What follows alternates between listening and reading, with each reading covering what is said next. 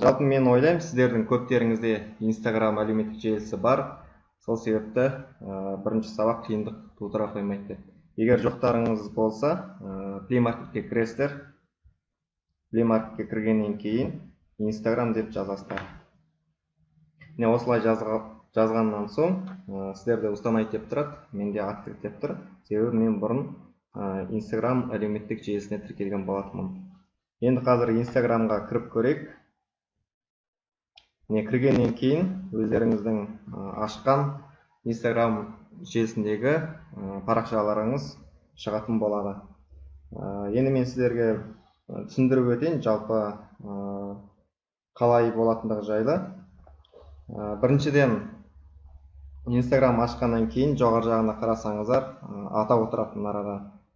Онан кейін архив, мынау сағаттың тілі сияқты.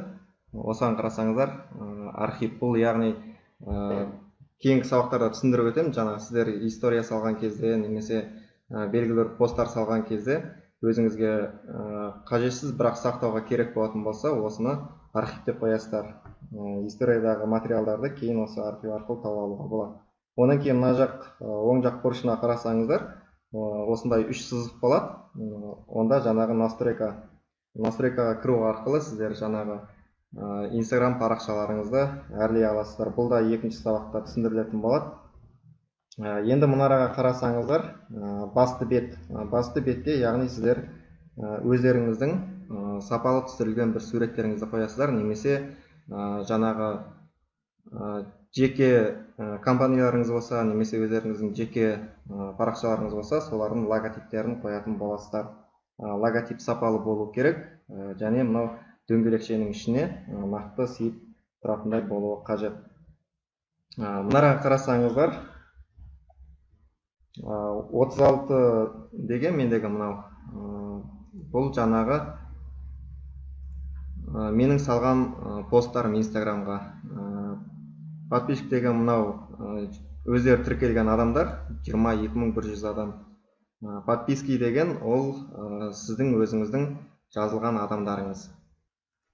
Енді мұнараға қарайтын болсақ, тағы да бір екі инструмент тұрады. Онда жаңағы промаксия және профилді өзгерту бойынша екі негізгі инструмент берілген. Промаксия деген жерге сіздер жаңағы өздеріңіздің мекен жайларыңызды немесе белгілі бір сілтемелерді қоясыздар. Қазір профильге кіріп, өзіміз әлеуметтік желідегі парақшаны өзгертетін боламыз. Яғни біріншіден сіз кім екеніңіз туралы жазасыз. Онан кейін категорияда жаңағы өзіңіздің жеке блогыңыз, немесе жаңағы музыкалық топ болсын, немесе видео түсіретін топтар болса, әртүрлі блоктарды қойып отырасыздар. Одан кейін мұнда жаңағы парақша жайлы ақпарат жазасыздар. Парақша жайлы ақпарат жазғаннан кейін оның астына өздеріңіз сілтеме қоюға болады. Сілтеме қоясыздар және мекен жайларыңызды жазасыздар. Сілтеме қойған кезде әртүрлі сілтемелер болады. Яғни жаңағы өздеріңіз Instagramнан бірден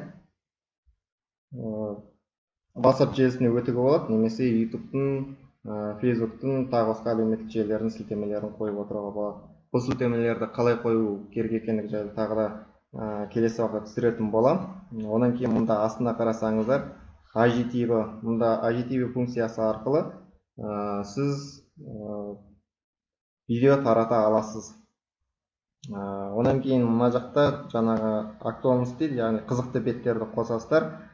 Пост салуға болады, немесе Instagram жайында өздеріңіздің жаңағы логотиптеріңізді салуға болады, немесе тағы басқа әлеуметтік желілердің логотиптерін тіркеп, сосын сілтеме қоюларыңызға болады. Сілтеме қойған кезде мұнара тағы айта кетейін, сіздердің оқырмандарыңыз 10 мыңға жеткен кезде сіздер әлеуметтік желілердің басқа сілтемелерін қоя аласыздар.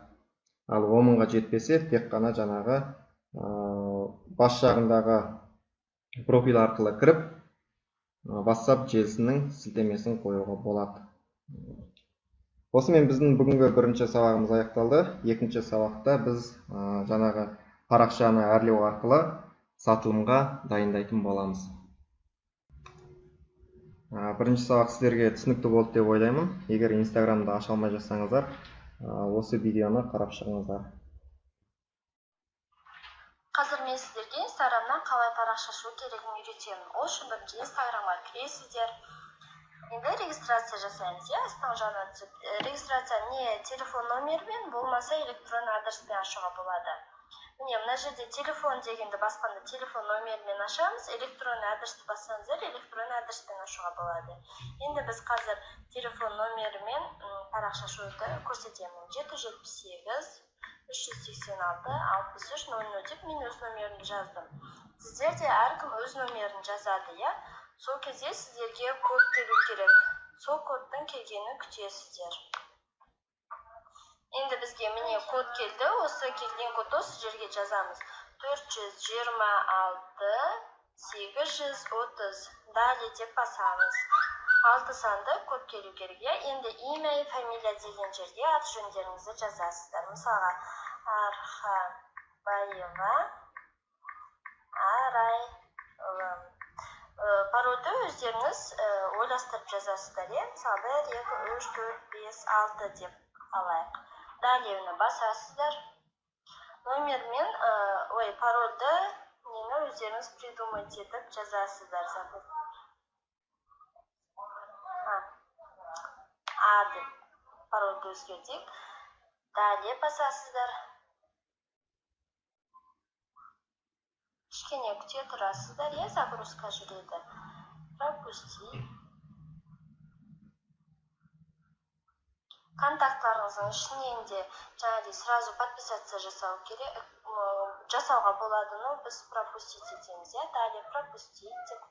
Одан кейін міне фотоны сразу салып, пропустить деп жүре берейік, кейін өздеріңіз салып аласыздар. Осылай міне новый парақша ашасыздар.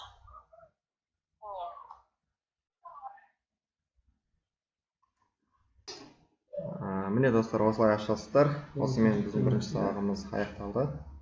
Бірінші сабақтың слайдын артынан сіздерге жіберіп беретін боламын.